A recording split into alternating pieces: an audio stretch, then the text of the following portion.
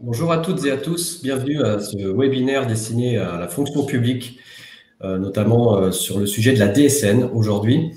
Vont m'accompagner à l'occasion de cette présentation Didier Kuhn, représentant du JPMDS, Aurélie Bois, conseiller informatique service à la Caisse primaire de Limoges, et Monsieur Contao du Centre de gestion de la Haute-Vienne.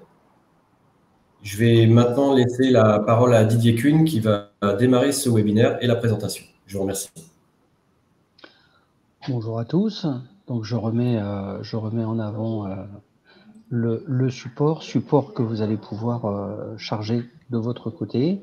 Vous avez à droite de votre écran un petit onglet sondage dans lequel je vous demande déjà premièrement si vous connaissez la déclaration sociale nominative, et puis j'entre tout de suite le second qui est sur la date d'entrée en DSN. Donc je vais couper aussi ma caméra de façon à avoir un maximum de bande passante. Vous pouvez poser les questions pendant le webinaire. Mes collègues vont les voir passer, vont vous y répondre. Et à la fin de la présentation, on fera une petite séance de questions-réponses avec des réponses en direct qui seront portées. Donc je déroule le support. Ce support est accessible au format PDF. C'est peut-être un support que vous avez déjà vu. On pourra aller un peu plus loin dans les questions puisque vous êtes majoritairement censé rentrer au 1er janvier 2021 dans la DSN. Alors, la première partie concerne les généralités. Vous savez que ça n'est pas simplement un projet qui a été voulu par quelques-uns, mais que c'est un vrai projet porté par les pouvoirs publics depuis maintenant 2012 pour la loi Warsmann qui a imposé le fameux principe dites-le-nous une fois, qui consistait à dire quand une information a été transmise à une administration ou à un organisme de protection sociale, les autres doivent y avoir accès, ne plus le redemander, pour redonner la liberté aux entreprises et un peu de simplification. Les enjeux sont importants. Le premier, c'était justement de répondre à cette demande de simplification des démarches, puisque lors des assises de la simplification en 2011, il y avait à peu près 95% des entreprises qui disaient que la multiplicité des interlocuteurs, des déclarations et ensuite des échéances surtout posaient de gros problèmes. Et du coup, on a décidé de partir sur un flux d'informations unique. Ensuite, la sécurisation des droits des agents, puisque plus on multiplie les moments de saisie, plus on multiplie les moments d'envoi de données, plus on multiplie les échéances dans le mois, et ben plus on multiplie les risques d'erreur. Donc du coup, ça fiabilise les données sociales puisqu'elles sont issues directement de la paye, c'est la dernière étape de la paye. Ça permet d'optimiser les procédures, on a supprimé 26 procédures administratives. Ça généralise la dématérialisation, c'est-à-dire le lien simplifié entre les employeurs et les organismes de protection sociale. Ça permet de lutter contre la fraude en identifiant au bon moment et à la maille la plus fine, c'est-à-dire au niveau de l'individu, les droits et les, entre guillemets, les devoirs, c'est-à-dire l'impossibilité de se déclarer au chômage dans un département et actif dans un autre, et puis de faciliter l'évaluation des politiques publiques qui jusque-là mettaient plusieurs mois avant de permettre un accès et qui aujourd'hui sont dans un délai qui est aux alentours de 2 mois. Donc on sait très rapidement si quelqu'un est en capacité ou non de savoir si les mesures qui ont été proposées sont actives. C'est un outil industriel, donc je vous disais 26 procédures, une trentaine d'organismes derrière, plus de 330 organismes complémentaires concernés, et vous avez vu que vous aviez, vous, dans le paramétrage des logiciels, effectivement, la nécessité d'indiquer les organismes qui étaient concernés, les organismes avec lesquels vous étiez en contrat pour certains. C'est donc un outil incontournable des politiques publiques. Ça a permis le prélèvement à la source en 2019, avec succès. Ça permet la réforme des APL en 2020. Et puis, l'arrivée de certains indicateurs, comme l'indicateur égalité femmes-hommes au niveau du nombre de salariés ou des salaires, et puis d'autres indicateurs et d'autres procédures qui sont substituées. C'est un projet commun qui a été co-construit entre le GIP et donc le groupement d'intérêt public modernisation des déclarations sociales, qui est le fabricant des véhicules techniques de la déclaration sociale nominative et qui est l'interlocuteur entre les organismes et les employeurs. On a travaillé avec l'ensemble des parties prenantes, l'ensemble des organisations qui étaient sur le sujet et donc qui ont permis, entre les éditeurs, les représentants des employeurs et les organismes donc les représentants que sont la DGAFP, la Direction générale de l'offre de soins pour la fonction publique hospitalière, et puis la Direction générale des collectivités locales et la DGFIP, au sein d'instances de concertation, puisque l'idée n'était pas de partir d'une feuille blanche, mais l'idée était de co-construire au regard des pratiques de paye, au regard des besoins exprimés par les organismes et par l'administration, et au regard des capacités que la technologie permettait aujourd'hui, puisque au niveau du GIP, l'idée est de permettre aux plus petits et aux plus, entre guillemets, aux plus faibles, mais c'est pas du tout péjoratif, d'accéder aux mêmes capacités que ceux qui ont des moyens supplémentaires, soit parce qu'ils sont dans une zone qui est mieux couverte par la technologie, soit parce qu'ils ont des moyens de s'équiper informatiquement de façon différente. Alors les étapes du démarrage, j'espère que vous en avez fait plusieurs déjà. La première, c'est de déterminer les SIRET qui seront déclarés. La maille déclarative de la DSN, c'est le SIRET. Dans certaines collectivités territoriales ou dans certains groupements publics, on se retrouve avec beaucoup de SIRET et l'idée n'est pas forcément d'avoir une déclaration sociale nominative pour chacun d'entre eux, ce qui devrait être la règle, mais plutôt de déterminer quel est celui qui est le plus à même et le plus adéquat, le niveau le plus adéquat de mise en place de cette DSN. Généralement, c'est l'établissement qui gère la carrière et qui gère la paye qui est choisi comme SIRET déclarant. Avec une petite précision tout de même, c'est qu'il faut vérifier auprès de l'URSSAF que ce SIRET est déjà connu comme étant un compte cotisant, un compte employeur, de façon à permettre une bonne transmission des données.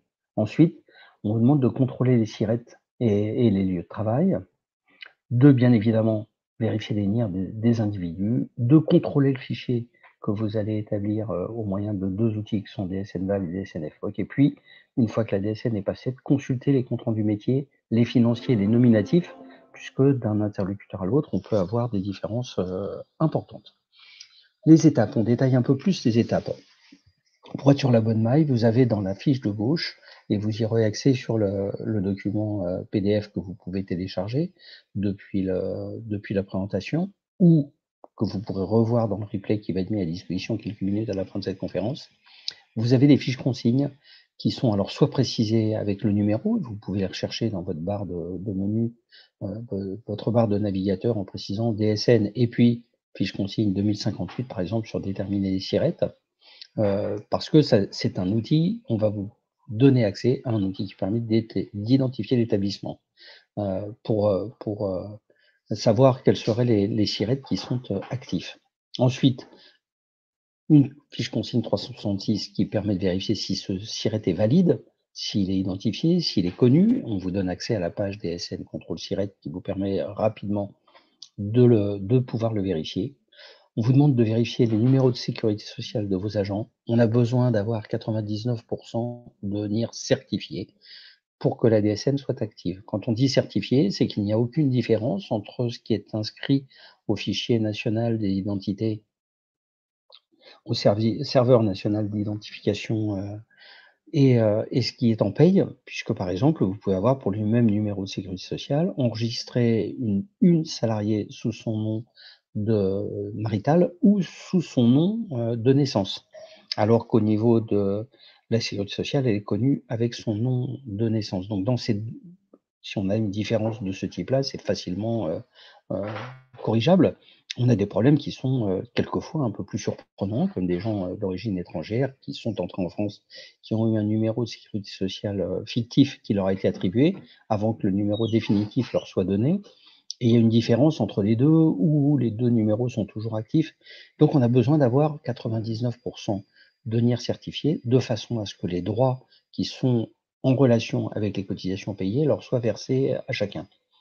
Le contrôle du fichier, on vous met à disposition un outil qui s'appelle DSN-Val et un autre qui s'appelle DSN-FPOC qui vous permettent de valider que ce qui est écrit, la forme du message que vous allez envoyer, la forme de votre DSN est lisible. Et puis, les comptes rendus métiers qui sont renvoyés par les organismes à chaque élément.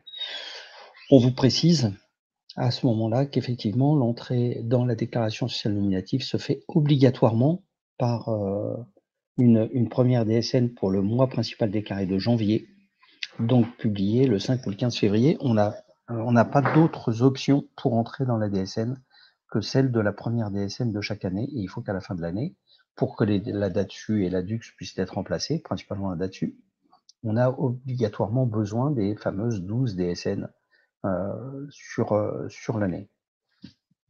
Sur le dépôt, on peut le faire effectivement de deux façons.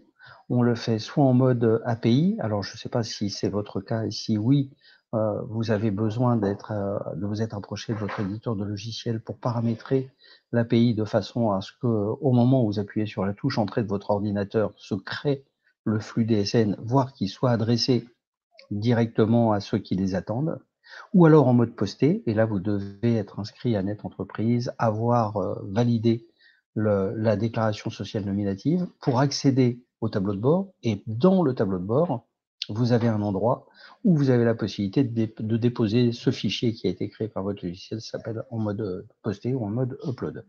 Vous avez donc à nouveau une fiche consigne qui vous permet d'avoir accès à un MOOC sur le tableau de bord et sur les modalités de dépôt. Deuxième élément absolument important, c'est la temporalité de la DSN. La déclaration sociale nominative, elle porte sur les salaires qui ont été versés sur un mois M et elle doit être transmise au plus tard le 5 du mois M+1 à midi ou le 15 du mois M+1 pour ceux qui sont aujourd'hui en versement de cotisation trimestrielle. Mais impérativement, il faut qu'il y ait une DSN de déposer chaque mois, qu'elle soit accompagnée ou non de la cotisation afférente. Avant l'échéance, on peut déposer des DSN jusqu'à un mois à l'avance. Après la DSN, par contre, on ne peut plus déposer de DSN, on ne peut faire que des correctifs sur les DSN suivantes. Et de toute façon, on va se retrouver avec une DSN qui sera réputée non déposée, et donc l'obligation légale de déposer une DSN ne sera pas remplie et vous serez dans l'illégalité à ce moment-là.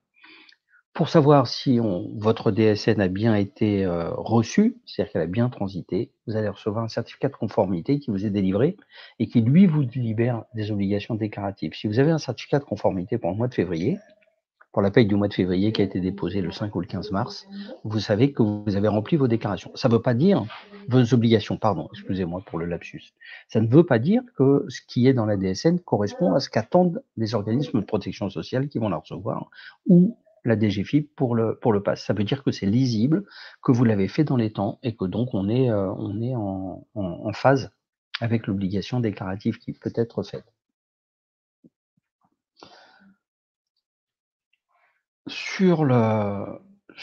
En résumé, sur ce qui est la cinématique, qu'on peut appeler aussi la philosophie de la DSN. La DSN, c'est donc une déclaration mensuelle qui porte sur un mois principal déclaré précédent et qui est établie à partir des données de paye. C'est donc le dernier acte de la paye. Ce dépôt peut être fait manuellement depuis le tableau de bord ou en transmission directe. Il est possible de déposer une DSN jusqu'à sa date d'échéance à midi, c'est-à-dire le 5 à midi et non pas le 6 à midi, le 5 ou le 15 à midi. Et puis en cas d'erreur, ou selon les anomalies qui remontent, on a des contrôles qui se déclenchent. Et c'est ce que je vous expliquais, c'est que ces contrôles ne préjugent pas du contenu, de la qualité des informations qui est faite. Par contre, on a des contrôles bloquants qui rejettent la DSN. Et à ce moment-là, ça veut dire que si vous n'avez pas reposté une DSN avant l'échéance, vous serez dans l'illégalité puisqu'elle ne sera pas déposée.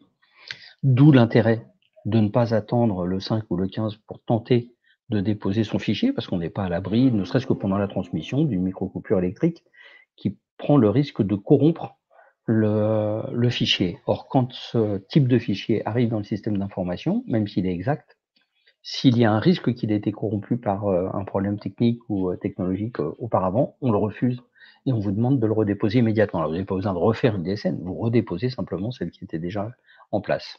Et puis, il y a des contrôles non bloquants. Ça veut dire qu'on a accepté la DSN, bah oui, elle est lisible, tout va bien, on a des chiffres là où on attend des chiffres, on a des lettres là où on attend des lettres, mais pour autant, on risque d'identifier à l'intérieur de cette DSN des problèmes particuliers et on vous demande, si c'est avant l'échéance, de refaire une annulaire en place, si c'est après l'échéance, de corriger sans pénalité, sans difficulté, dans la DSN suivante, en affectant bien la date à laquelle ça correspond. Et puis le flux est envoyé à différents partenaires. Puisque ça transite pour la fonction publique par la caisse de dépôt et consignation, il y a un délai supplémentaire de 3 jours, donc c'est envoyé au régime entre soit le 8, soit le 18 de chaque mois, avec à la suite de ce dépôt la possibilité pour vous d'aller vérifier sur le tableau de bord la qualité métier des informations que vous avez transmises. Dans les éléments qui sont relatifs au retour, vous avez les comptes rendus métiers qui remontent, et là vous avez à nouveau le lien avec le protocole du pilote fonction publique 2020. Dès qu'on sera sur la version 2021, ce qui est le cas aujourd'hui, vous allez avoir accès à un protocole pilote fonction publique 2021. Vous avez le certificat de conformité qui dit oui, vous avez bien déposé une DSN, on est content, merci, on l'a reçu. Le bilan d'anomalie qui dit on a bien reçu une DSN, mais par contre dedans il y a un petit problème. Par exemple, vous nous annoncez 8000 agents dans votre établissement et la masse des salaires fait 3200 €. Là, on a quand même un petit souci, ou l'inverse. Vous avez 5 agents et on a une masse, un global des salaires qui est supérieur à 3 millions d'euros. Donc ça, ce sont des bilans d'anomalies où on a des contrôles inter-déclarations ou inter-rubriques qui permettent d'identifier qu'il y a peut-être un problème en cause. Et puis le BIS, le fameux bilan d'identification des salariés, qui permet de remonter toutes les particularités de l'identification de certains individus qui mettent en danger la possibilité ou non de lui faire aboutir correctement ces éléments-là. On passe maintenant au dispositif spécifique pour vous. Donc vous avez en majorité, je vais regarder dans le sondage s'il y en a certains qui ont répondu. Hop là, vous êtes 3 à avoir répondu que vous deviez rentrer au 1er janvier 2021. Donc vous savez que vous êtes dans la colonne jaune qui est au milieu, et que à la différence de la DSN du régime général, les jalons d'entrée ne sont pas des jalons de contenu de la DSN, mais ce sont des jalons de quantité d'agents ou de typologie d'établissements qui vous donnent obligation d'entrée, mais vous rentrez, que ce soit au 1er janvier 2020, 2021 ou 2022, vous rentrez dans la DSN pleine et entière, avec tous les éléments qui lui sont mis en place. On est effectivement dans une logique purement communautaire et qui utilise les pratiques de paie. C'est ainsi qu'on voit évoluer la proposition qui a été faite aux trésoreries, l'instruction qui a été faite par Bercy aux trésoreries, d'être un peu plus coulant sur le dépôt des éléments de paie du mois en cours, en disant que ceux qui ne sont pas déclarés ne sont pas déposés au 10 du mois, comme certains, c'est-à-dire la paie du mois de mars déposée au 10 mars, de pousser jusqu'au 20, de façon à vous laisser la possibilité d'entrer dans la paye de mars un maximum d'éléments constitutifs des changements de contrat, une affectation d'un agent à un autre établissement, des utilisations plus particulières de vacations ou d'autres. On peut être au plus près de la réalité en décalant un peu plus tard le moment de déposer, et puis surtout, ça évite d'avoir un doute entre les différentes échéances en disant si je dois déposer à la trésorerie le 5 la paye du mois en cours et que je dois déposer sur la DSN le 5 la DSN du mois précédent, ça pouvait amener à certaines difficultés de compréhension et certains risques de changement. On supprime là-dessus qui était jusque-là transmise à la CDC. On supprime la DUX pour son volet URSAF et on supprime surtout Passereau. Et alors là, quand je dis surtout, vous ne devez plus, dès la première DSN, faire de Passereau. Pour la simple et bonne raison, c'est que ce sont deux circuits parallèles. Si vous faites deux déclarations, une DSN et une Passereau, vous aurez deux prélèvements à la source qui vous seront demandés et qui seront effectués par la DGFiP, alors que ça n'est pas dû, c'est simplement un prélèvement, bien évidemment, par mois de revenus. Si vous avez des questions spécifiques sur une de ces trois déclarations, vous avez à nouveau un lien qui vous permet d'accéder à des MOOC, à des outils ou à des systèmes de questions-réponses. Deuxième élément, mais vous l'avez sûrement vu aussi, mais c'est absolument important, c'est que dans la DSN, on n'a pas changé les termes. On est resté sur les termes du régime général, en accord bien évidemment avec les parties prenantes de la fonction publique. Et donc, il a été décidé que dans la DSN, le salarié, ça désignait l'agent public. Que dans l'entreprise ou le tiers déclarant, ça s'appliquait à l'administration, à l'organisme, le salaire, ça correspondait au traitement. Et puis, notion importante, le contrat désigne la relation employeur-agent.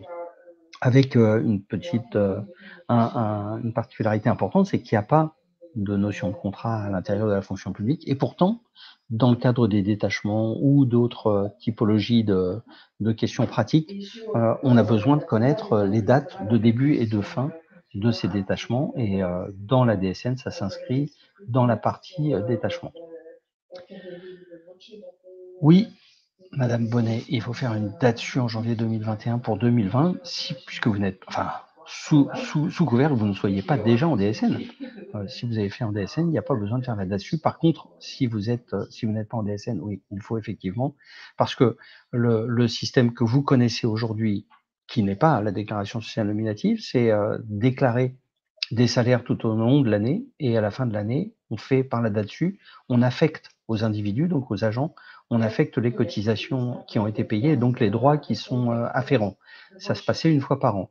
Avec la déclaration sociale nominative, qui est nominative bien évidemment, c'est toujours effectivement alors, si vous êtes en test depuis 2 mois, comme vous le mettez dans votre question, excusez-moi pour les autres, mais je réponds au fur et à mesure. Si vous êtes en test depuis 2 mois, comme vous le mettez dans votre question, vous êtes en test.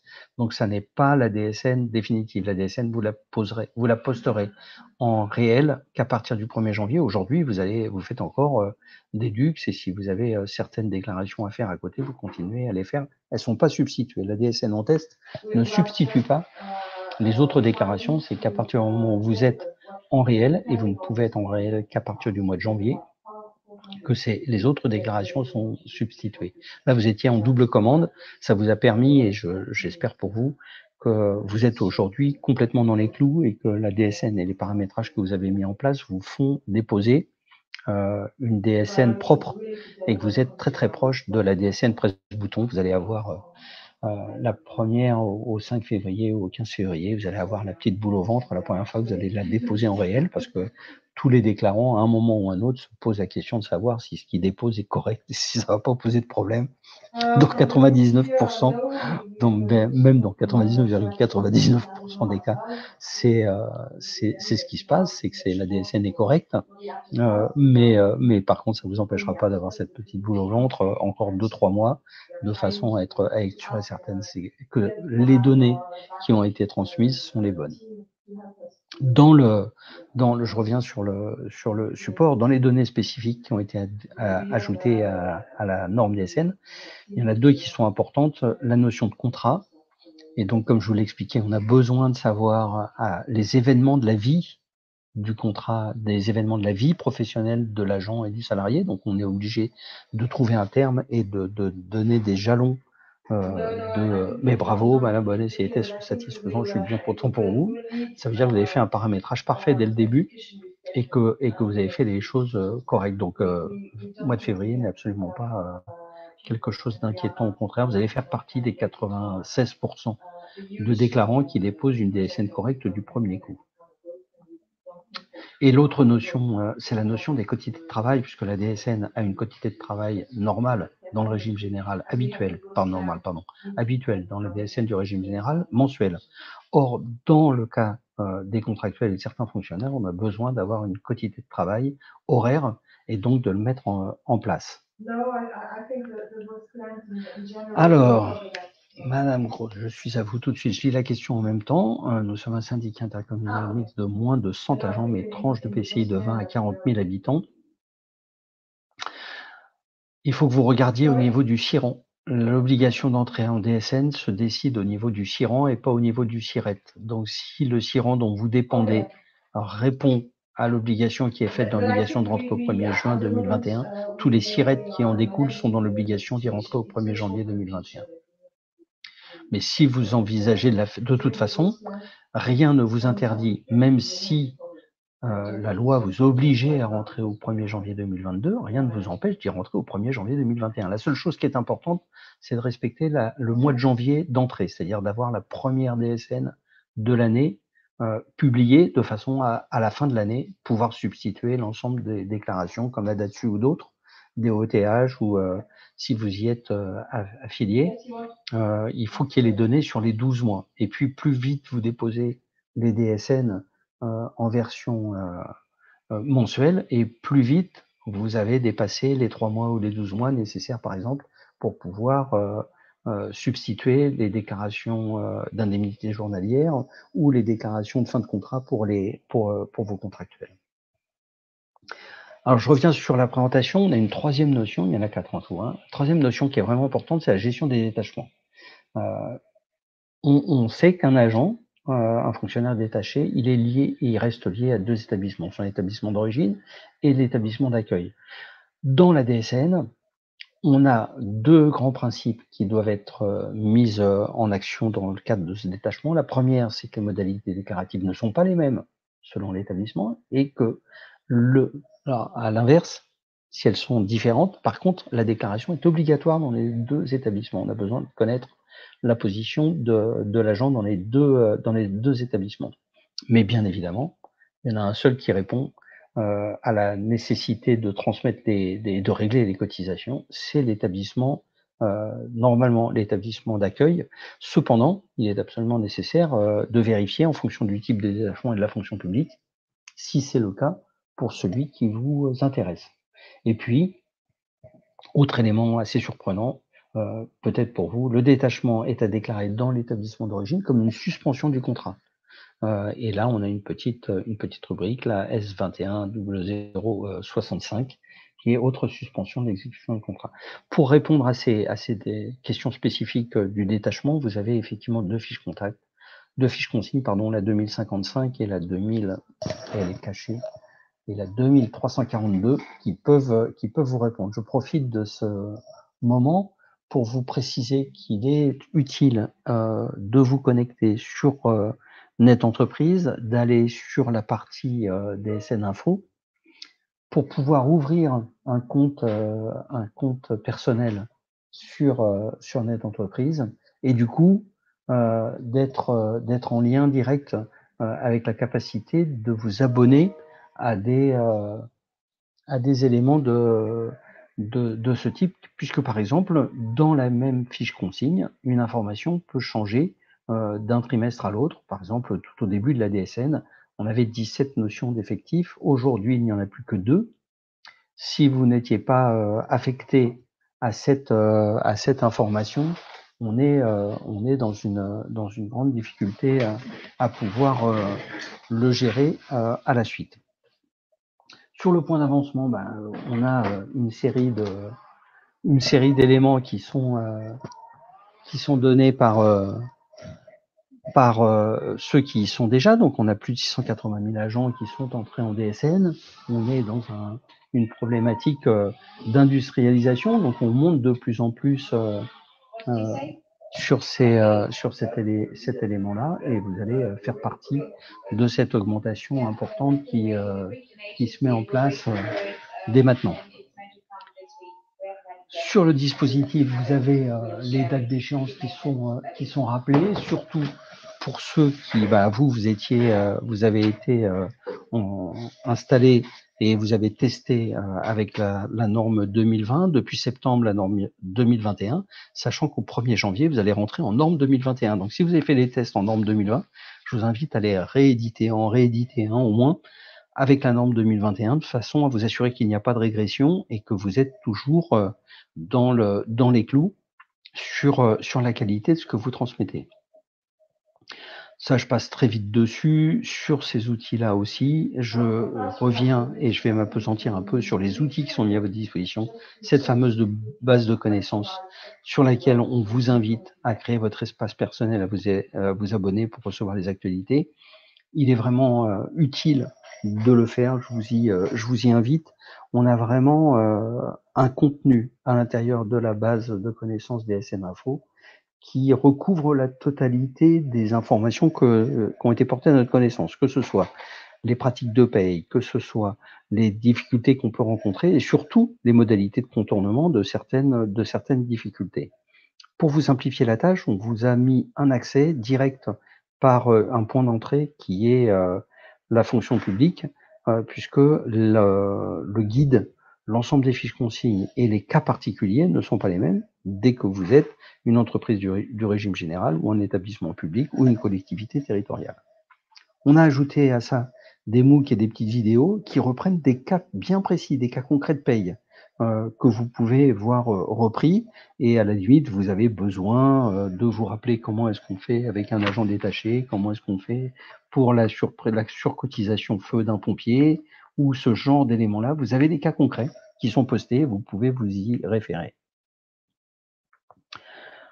Pour bien garantir, donc je reviens sur le guide de démarrage, mais vous l'avez déjà tous consulté, je pense. Le lexique, vous le connaissez. N'hésitez pas à vous renseigner. Donc, vous avez une page spécifique sur l'ensemble des documentations qui sont à votre disposition via le lien qui est joint.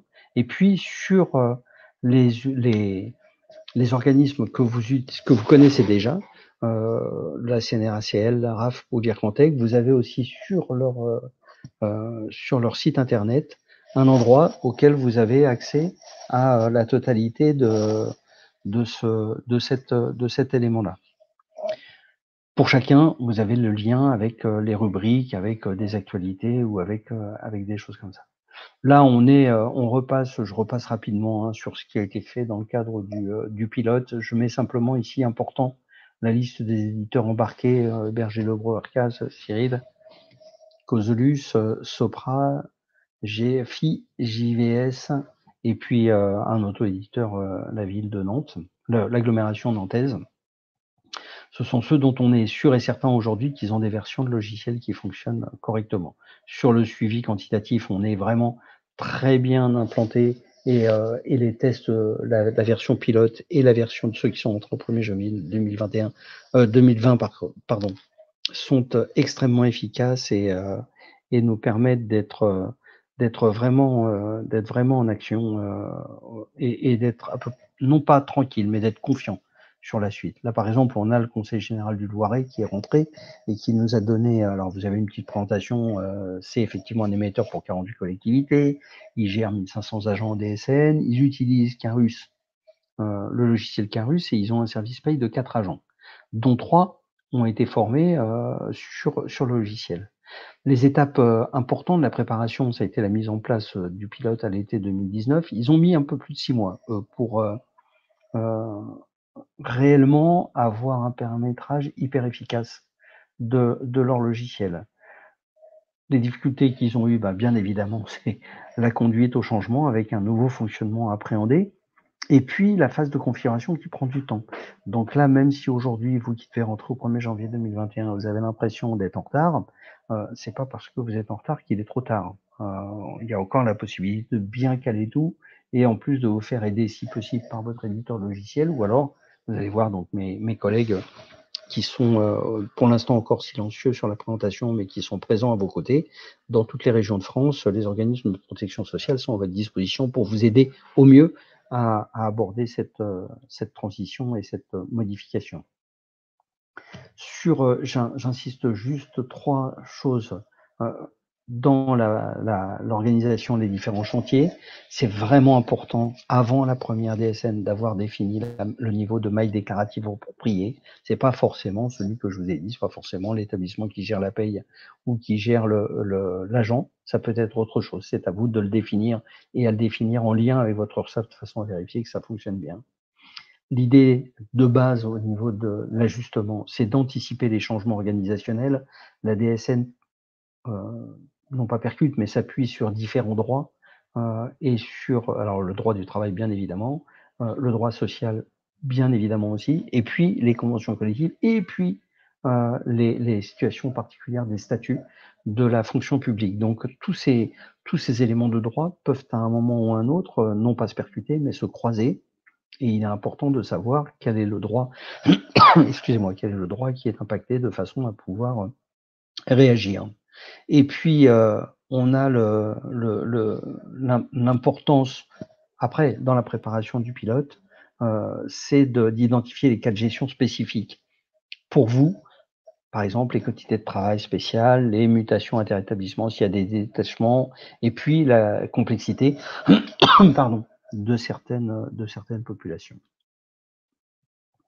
Au niveau toujours des chantiers, sur l'accompagnement au changement, vous allez avoir effectivement à adopter quelque chose d'important qui est la temporalité de la DSN et ses principes. C'est nouveau, vous passez d'un système de déclaration à un système de contrôle continu. Chaque mois, il faut que les données transmises soient bonnes et soient objectivement de qualité. On a des outils pour ça mis à votre disposition pour fiabiliser ces données, donc on vous invite à les utiliser. Et puis, dans on participe à la participation au pilote et à la non-régression, oui, mais en même temps, c'est vrai à chaque fois. Essayez de transmettre les DSN au plus tôt. Dès que vous êtes prêt, vous pouvez les transmettre. Et en plus, si elle est reçue et qu'il n'y a pas de changement, vous n'avez pas à y revenir.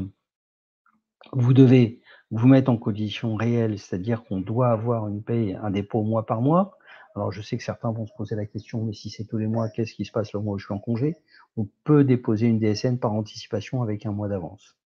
Et puis, prendre l'habitude de regarder les retours et les améliorations qui vous sont proposées de façon à pouvoir être le plus efficace possible. Dans la mise en œuvre des principes réalisés en pilote, vous pourrez effectivement, à partir de ce moment-là, déclarer votre DSN sur la plateforme de production, sur le lien qui est activé dès lors que vous êtes dans l'obligation. Et je vous le disais, pas avant le 5 février, qui va être en place. Et je pense que nous abordons maintenant les enseignements qu'ont tiré le Conseil général du loyer. Vous avez senti à ma voix que je crois que c'était la dernière slide. Non, il y a bien évidemment les retours du centre de gestion. Ils ont remarqué un gain de temps et une simplification. Maintenant, toutes les déclarations se font en une seule fois. On n'a pas plusieurs échéances. La fluidité, elle est accrue une fois que le processus est maîtrisé, bien évidemment. L'intégration est plus simple pour les régularisations, puisque c'est des blocs changements, que ce soit pour le contrat, pour l'individu ou pour la déclaration. Bien évidemment, du coup, une diminution des risques d'erreur. À chaque fois qu'on a une diminution du nombre d'interventions humaines, on diminue les possibilités de faire des erreurs. On dispose de CRM complets. Ça, c'est quelque chose qui doit évoluer de la part de la CNSL et de l'IRCANTEC. Bon, ça date, donc c'est des choses qui ont déjà évolué et qui doivent continuer à évoluer. Et puis, au 1er janvier 2022, l'extension du périmètre au signalement arrêt de travail, puisqu'aujourd'hui, le signalement d'arrêt de travail dans la DSN de la fonction publique se fait dans le flux mensuel et non pas par les signalements d'événements. Il est utile d'avoir en tête que dans ce que j'appelle la philosophie de la DSN, les deux notions qui sont absolument importantes à savoir sont le moment où intervient l'événement, quel qu'il soit, et surtout s'il y a une modification dans la rémunération de l'agent, perte de salaire, prime spéciale ou autre. À chaque fois qu'on est dans un de ces deux cas, on n'est pas au bon moment ou on ne suit pas l'événement qui est arrivé auprès de l'agent, on a un risque de ne pas être complètement en phase avec la DSN.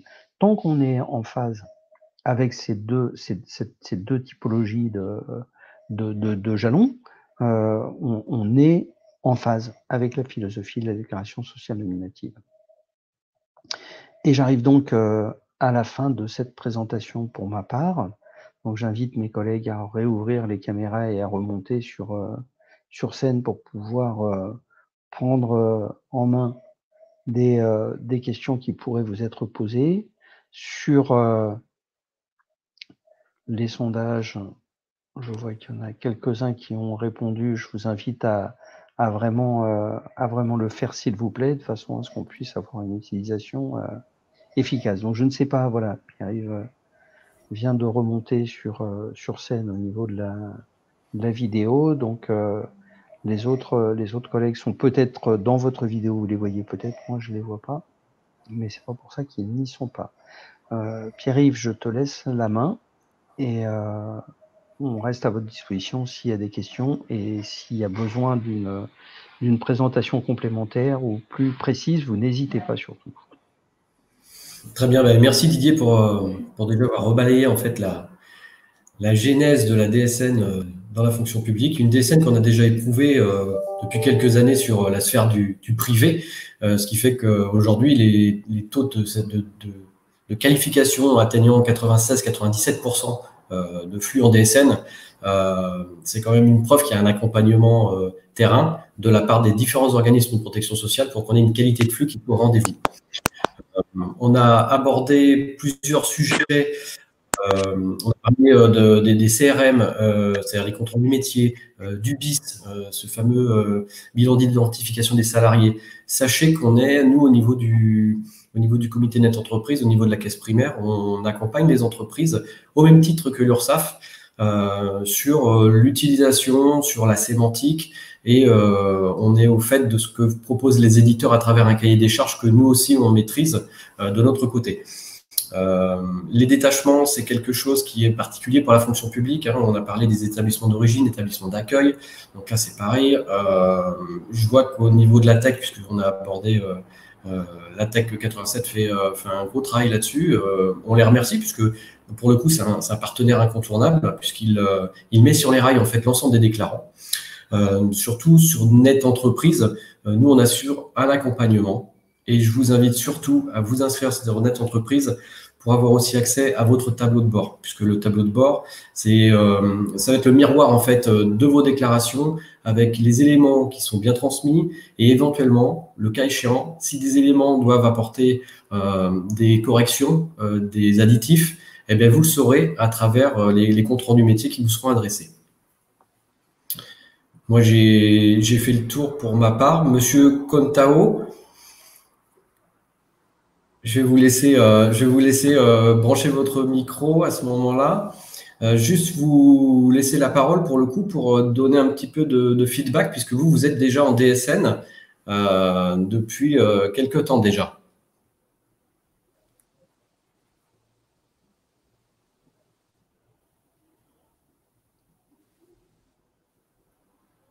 Il faudrait brancher votre micro, s'il vous plaît.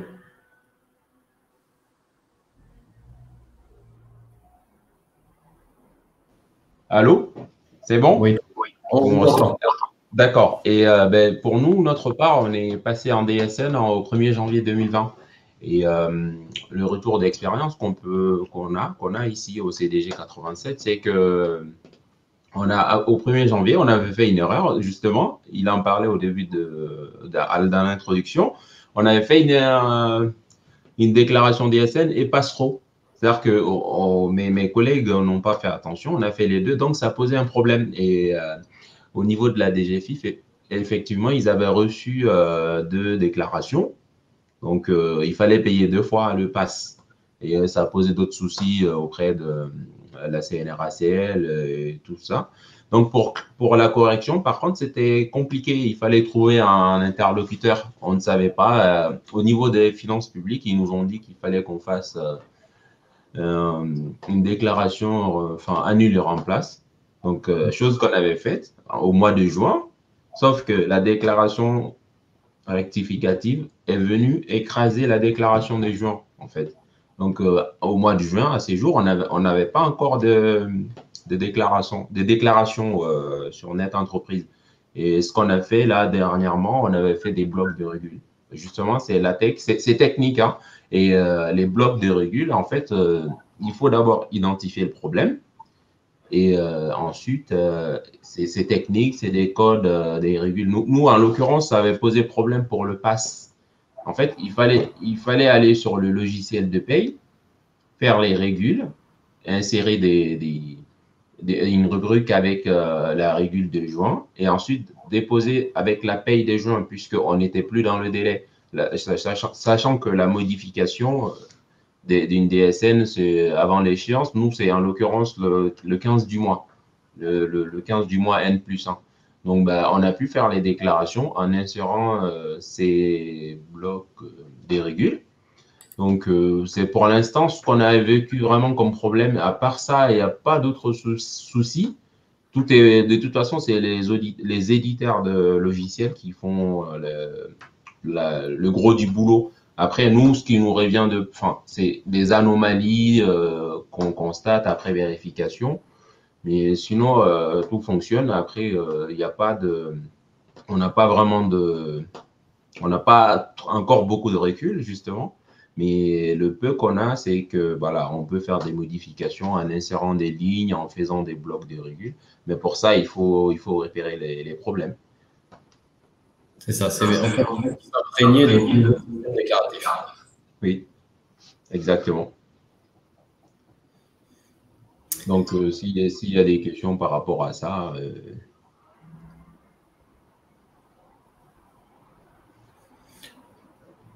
Aurélie, est-ce que tu souhaites intervenir, rajouter quelque chose? Je ne sais pas si vous me voyez, j'espère que vous m'entendez. Ah, on t'entend.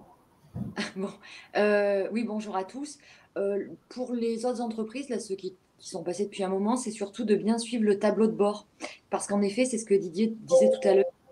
Le flux part, il y a un compte rendu, et du coup, par défaut, tout le monde pense que les infos sont bonnes. Et en fait, il peut y avoir des comptes rendus, des anomalies, et il faut bien ouvrir tous les comptes rendus et bien suivre.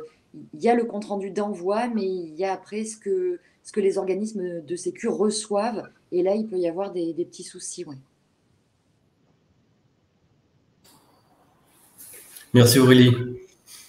Aussi, nous, on a eu un dernier souci là par rapport à la DSN, justement. C'est-à-dire qu'en début de mois, janvier, en début janvier, comme on avait fait les deux déclarations, donc la CNRACL n'avait pas reçu notre DSN. C'est-à-dire que jusque-là, ils n'ont pas encore la DSN de nos déclarations de janvier, février, mars, avril. Donc là, on peut plus revenir là-dessus parce que ça va être compliqué à faire dans une DSN. Donc, ce qu'ils nous proposent de faire, c'est de faire une N4DS pour reprendre l'ensemble de l'année. Donc, je me suis posé aussi cette question-là. Est-ce que si on a des soucis par rapport à une déclaration sur plusieurs mois, la correction justement de ces anomalies sur est-ce que ça peut se faire?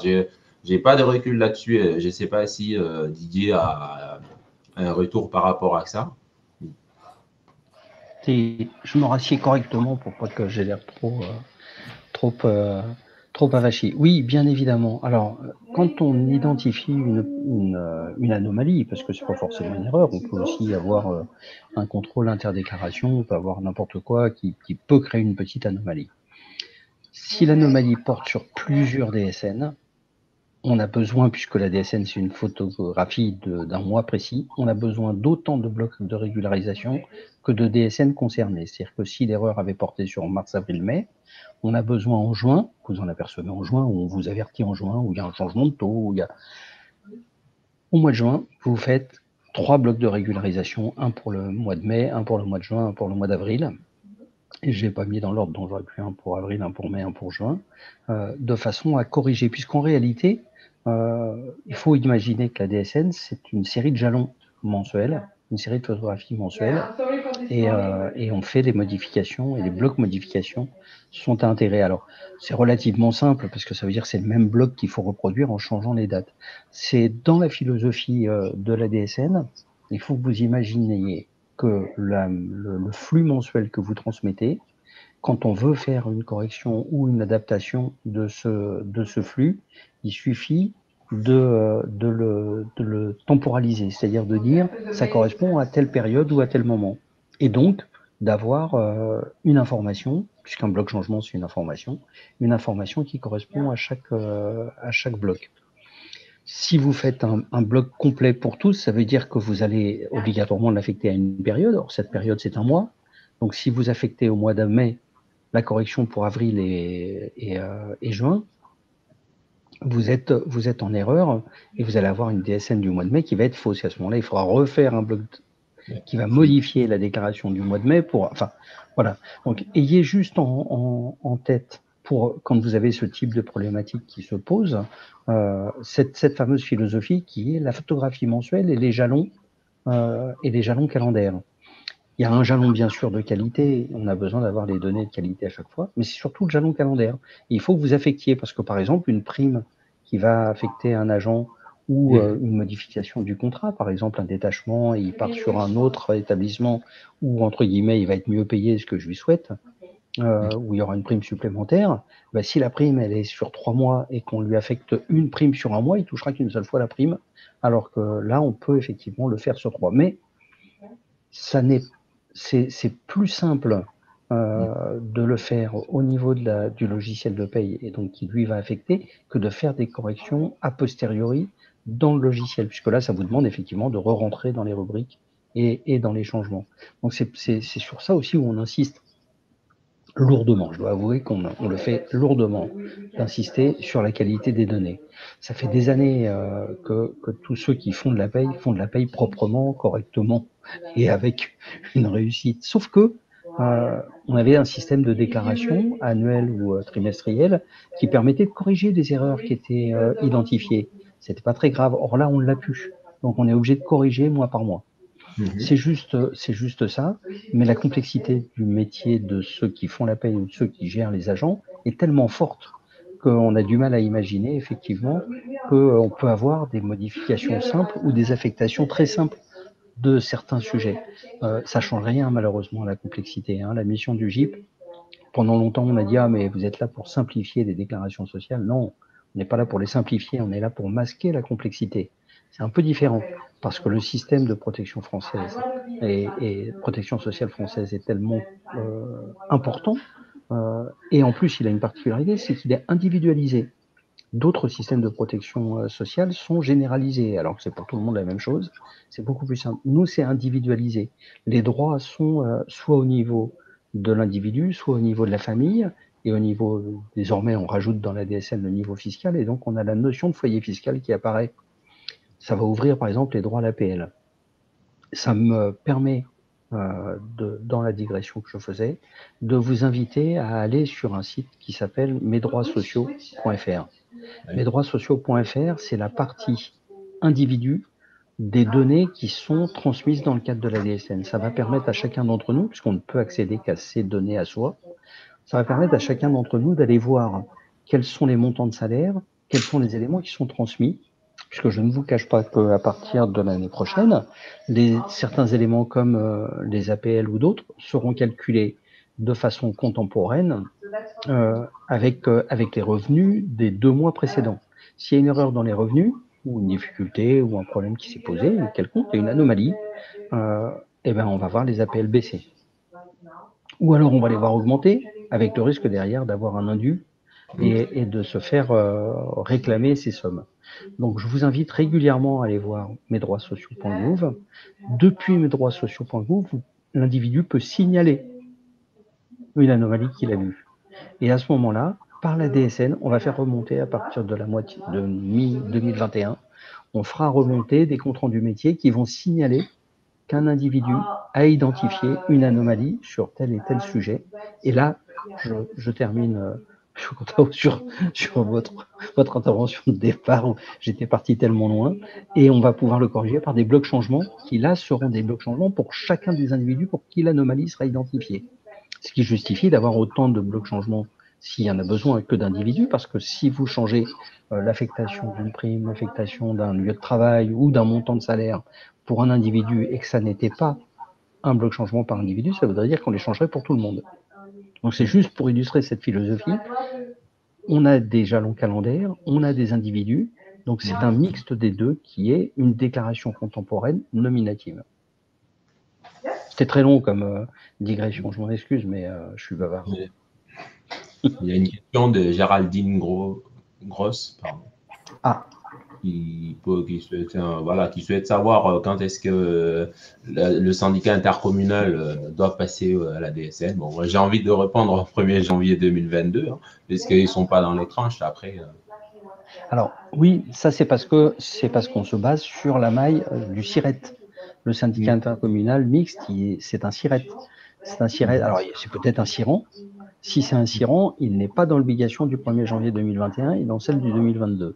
Si par contre on est dans un EPCI qui est au-dessus de cette demande, c'est-à-dire pas en nombre d'agents, mais en nombre d'habitants, l'obligation, elle est faite au niveau du SIRAN, et donc tous les SIRET concernés, mais c'est pas seulement celui du syndicat intercommunal, ça veut dire que tous les syndicats ou tous les regroupements intercommunaux qui dépendent de ce même SIRAN ont obligation de rentrer au 1er janvier 2022. Normalement, tous ceux qui sont concernés par cette entrée au 1er janvier 2021 ont été avertis par un message, par un mail, ou vont l'être dans les jours qui viennent, de la part de l'URSSAF, puisque l'URSSAF a adressé à tous les cotisants, tous les comptes cotisants qu'ils connaissent, qui pourraient rentrer dans cette obligation, un mail d'information. D'accord.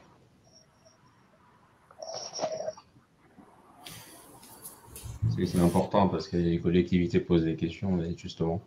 D'accord. Oui, la maille, alors c'est encore une des spécificités françaises, on a quand même des législateurs qui savent complexifier les choses. Plutôt que d'être sur la maille du SIRET, c'est-à-dire la maille déclarative, on est sur la maille du SIRAN, c'est la maille de l'établissement. De l'établissement, de l'entreprise, pardon. L'établissement, c'est le SIRET. On est sur la maille de l'entreprise, donc de la collectivité. Donc vous avez certaines communes qui ne sont que des SIRET de SIRAN d'une intercommunalité. Et l'intercommunalité, finalement, c'est elle qui va les entraîner dans l'obligation de rentrer au 1er janvier 2021. Ok, bon. Alors, soit on a une particularité importante dans le Limousin, c'est que toutes les collectivités qui sont à l'écoute et qui ont été à participer à ce webinaire sont absolument dans les clous, soit c'est moi qui suis particulièrement efficace dans la présentation qui est faite et du coup il n'y a pas besoin de compléments, mais je pense utile de vous préciser à tous que le fait de dématérialiser les déclarations sociales ne dématérialise pas comment ça s'appelle, ne dématérialise pas le lien humain, et que ce soit dans les centres de gestion, dans les organismes de protection sociale, vous avez toujours des interlocuteurs qui sont à votre disposition. Alors, bonne question, Madame Berthelot. Sur le portail, donc au niveau des habilitations, est-ce qu'on doit ajouter tous les SIRET? Ajout de nouveaux déclarants. Non, vous devez choisir au niveau de la DSN la maille déclarative, c'est-à-dire le SIRET qui va déclarer pour les autres. C'est généralement celui qui le fait. Quand vous me dites que vous effectuez la paye sur 4 budgets différents, une paye pour le budget principal plus 3 budgets annexes, vous avez la possibilité de fractionner la déclaration sociale nominative.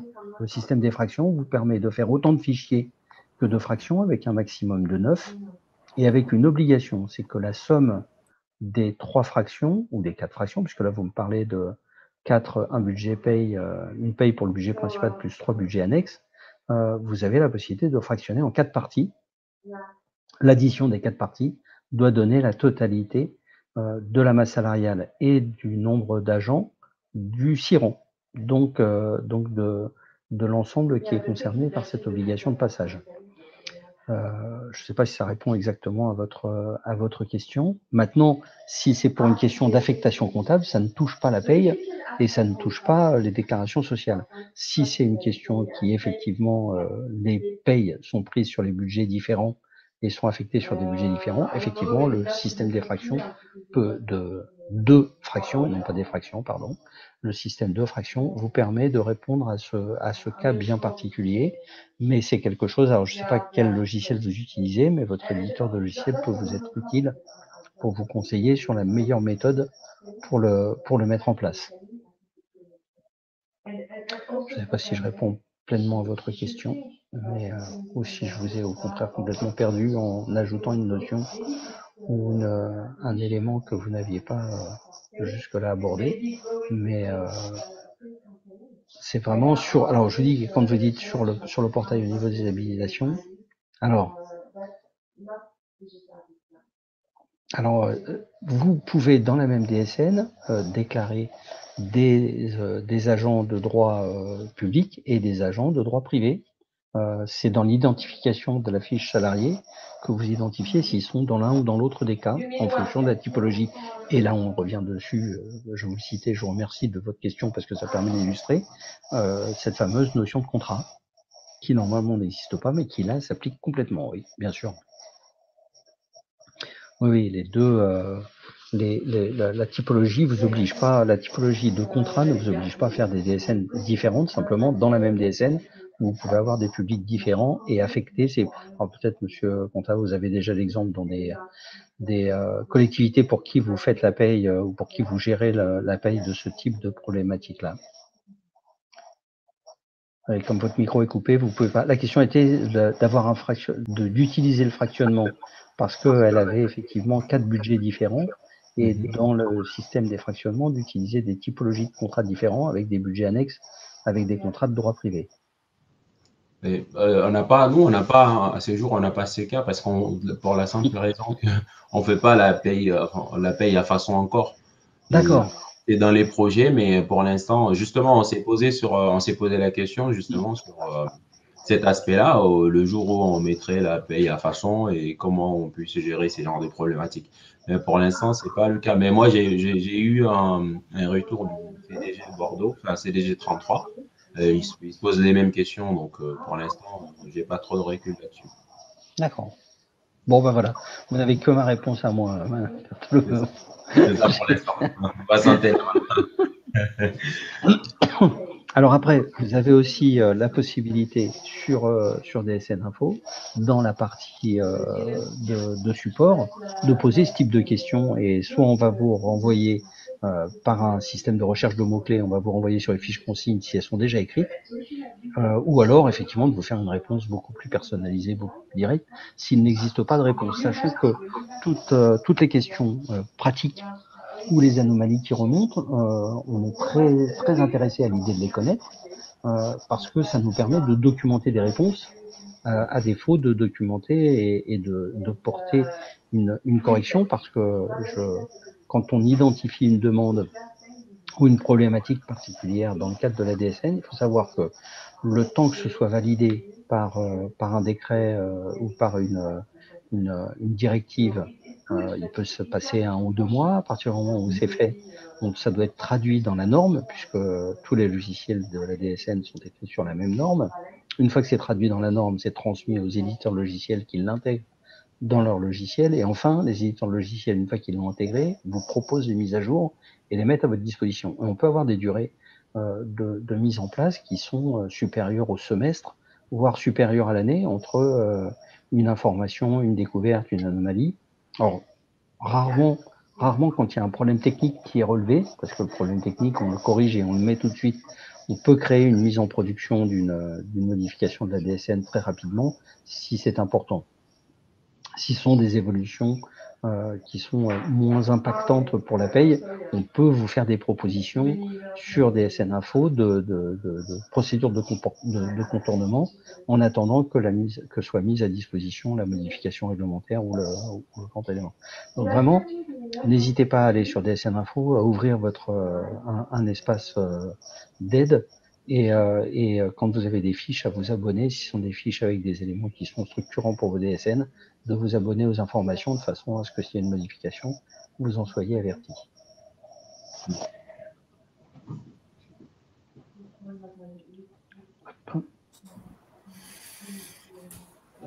Merci Didier.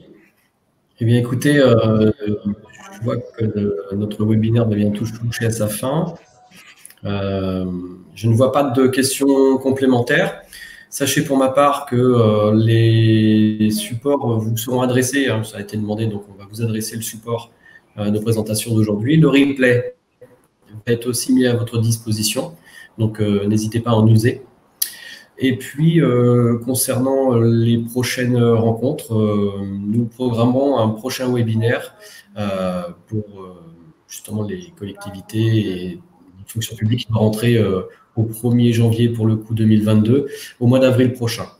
En tout cas, en attendant, le comité Net Entreprise Limousin et moi-même, nous vous remercions toutes et tous pour votre participation. Merci à M. Tao pour son intervention, sa participation. Merci à Aurélie pour son complément d'information. Merci beaucoup Didier. À votre service. Je vous souhaite une bonne fin de journée et je vous dis à très bientôt. Et Merci. fête de fin d'année. Faites attention à vous. Au revoir. Au revoir.